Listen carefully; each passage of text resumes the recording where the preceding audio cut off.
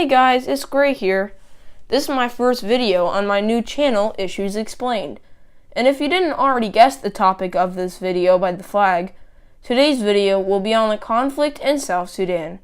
If you like the video, please subscribe to my channel. So with that said, let's jump right in. So to understand what's going on in South Sudan, we first need to go back to when it was part of Sudan as a whole. Sudan was a country riddled with problems as soon as they gained independence from the British and Egyptian governments on the 1st of January 1956.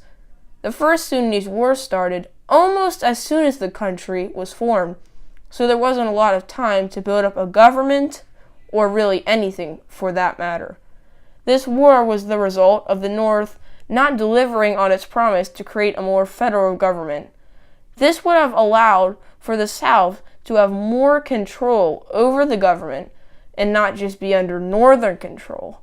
After a mind-blowing 17 years of conflict between the Southern rebels and Northern government, there was a peace agreement. This did allow the South to be more autonomous or free. So hey, they got what they wanted. This can all be over, right? Well, not really.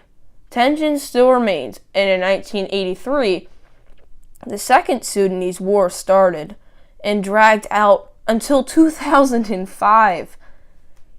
Just picture this.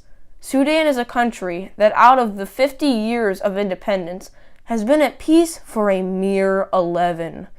So you may wonder, why all this conflict? And why was Sudan so war-torn before even being independent?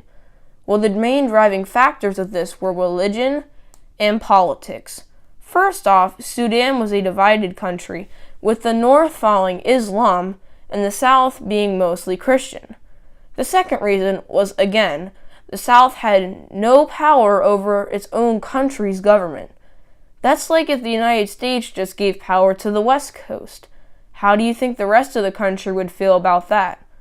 Oh yeah, and the government are a bunch of wealthy people who would rather snatch up Sudan's resources than actually help the country, which was struggling, by the way, with many people in poverty. So, why did this finally end in 2005? What happened? Well, a peace agreement happened. This agreement allowed South Sudan to gain full autonomy and have its own government. However, South Sudan still wanted to be its own country. In 2011, South Sudan finally seceded from Sudan in a move that would ultimately spell disaster. South Sudan's biggest problem was that it is very ethnically diverse, with 64 ethnic groups. The largest groups are the Dinka at 35% and Nuer at 15%. Long before the Northern Wars, these groups were fighting over land and resources. With no common enemy to defeat, it was only natural for them to start fighting once again. Salva Kiir, a Dinka, became the president of the country.